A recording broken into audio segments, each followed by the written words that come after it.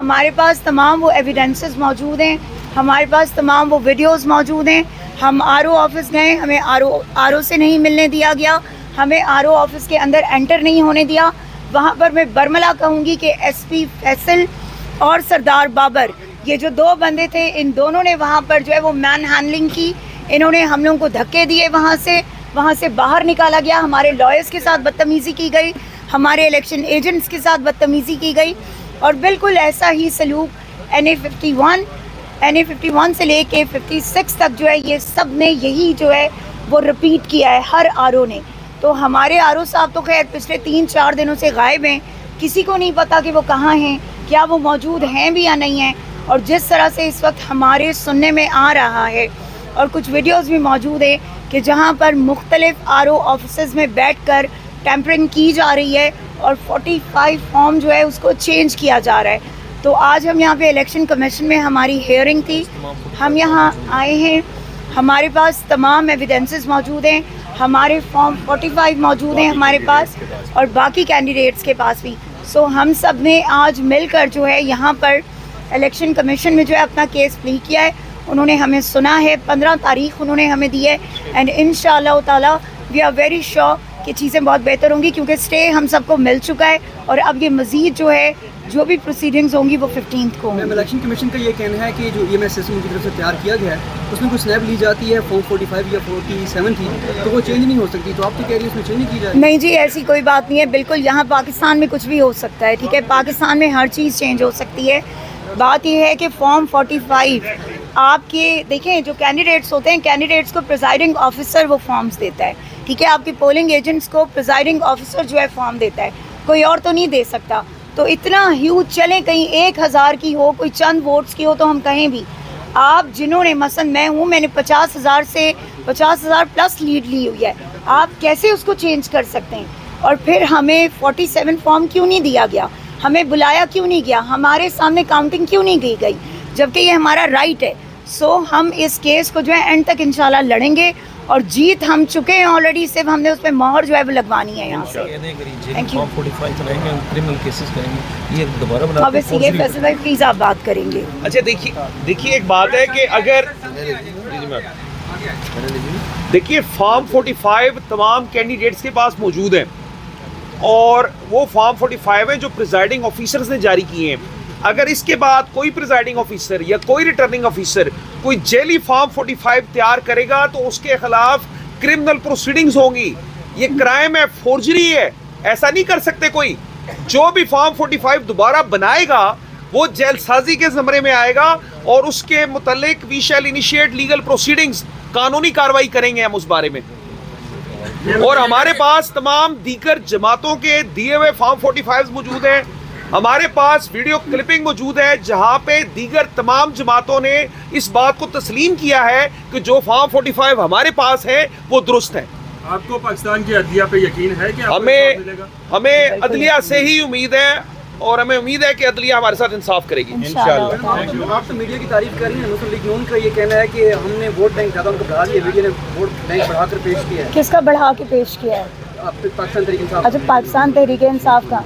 देखें, एक बात याद रखिएगा, मैं ये ऑन रिकॉर्ड बता रही हूँ, दानियाल साहब टोटल मेरे ख्याल में शायद कोई 4 से 5 पोलिंग स्टेशन ऐसे हैं कि जहाँ पे उनको शायद कोई लीड मिली हो, वो भी मेरे ख्याल में चंद वोटों की, ठीक है। बाकी आपके 320 है ना हमारे, राइट, 320 वो पोलिंग स्टेशन है जिनमें क्लियर मैं लीड कर रही हूँ।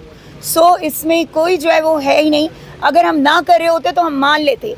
आज मैं यहाँ पर चैलेंज करती हूँ बैरिस्टर दानियाल को और अपने आरओ को भी कहती हूँ कि अगर वाकई में आप जीते हुए हैं और अगर आरओ जो है उसका रिजल्ट बिल्कुल ठीक है तो कुरान पे हल्फ उठाएं कि आपने ये किया है और आप वाकई में जीते हुए हैं, तो हमसे फिर आप आके बात करें। बिकॉज मैं कुरान पाक पे हल्फ लेके कहती हूँ, अल्लाह को हाजिर नाजिर जान के, कि हम जीते हुए हैं, आप नहीं जीते हुए, आपने बेईमानी की है और जो हमेशा आपका वतीरा रहा है आपने हमेशा उस चीज़ को इस्तेमाल किया है। और इस दफ़ा भी आपने हमारे तमाम कैंडिडेट्स के अगेंस्ट सिर्फ इसलिए क्योंकि हमारे जो फाउंडिंग चेयरमैन हैं हम उनके सपोर्टर हैं, हम उनके वोटर हैं, हम उनके सिपाही हैं। सो आपने उस बंदे को मज़ीद जो है वो सज़ा देने के लिए, मज़ीद उस बंदे को तंग करने के लिए आपने ये काम किया। लेकिन ये याद रखिएगा कि बानी चेयरमैन पाकिस्तान तहरीक इंसाफ और उनके सिपाही लड़ना जानते हैं बहुत अच्छी तरह से। अगर हमारे बानी चेयरमैन पनामा और उसके अलावा 4 हलकों का केस वो इतने साल लड़के और वो जीते हैं तो इंशाल्लाह हम भी जीतेंगे। Thank you. आपको एक मैं बता आपको पेंडिंग में टिकट नहीं दिया पीटीआई ने, आप समझती हैं कि शान भाई सीट साहब को टिकट नहीं दिया क्या पेंडिंग में, आप समझती हैं कि ये भी फैक्टर है जिस वजह से पीटीआई की शिकस्त हुई है? बिल्कुल भी नहीं जी। पीटीआई मैं आपको बता दूं, पीटीआई और ज़रा कलम दवात का रिजल्ट देख लीजिएगा। अल्हम्दुलिल्लाह जहाँ पे 4-4, 5-5 वोट हैं और 11-11 वोट है, वहाँ पे हमने हज़ारों में वोट लिए अल्हम्दुलिल्लाह। दूसरी बात ये कि इमरान खान का डिसीजन हम सब के लिए बहुत इम्पॉर्टेंट है।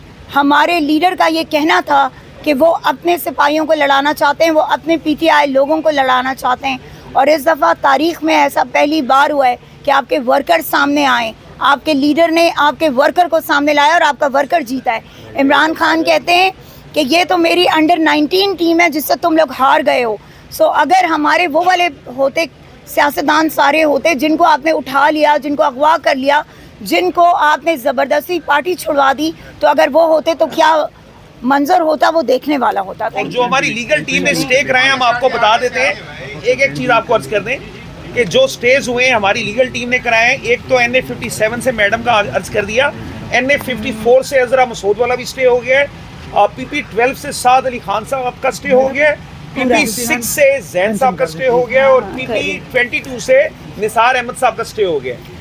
हमारा ओवरऑल पूरे नॉर्थ पंजाब का स्टे हुआ है। मैंने आपको बताया NA 51 से लेके 57 तक सब जो हैं वो स्टे हुए हैं। ये देख लें कि कैंपेन ना करने के बावजूद, इन्होंने कैंपेन में इतने हर्डल्स डाले, उसके बावजूद अगर ये रिज़ल्ट है तो कैंपेन करने दी जाती तो रिज़ल्ट क्या होता। सो इनकी नींदें हराम हुई हुई हैं और कुछ नहीं। आज जो है वो तब्दील किए गए हैं बहुत सारे हलकों के रिज़ल्ट्स, जिनमें से हमारा नॉर्थ पंजाब जो है वो टॉप ऑफ द लिस्ट है।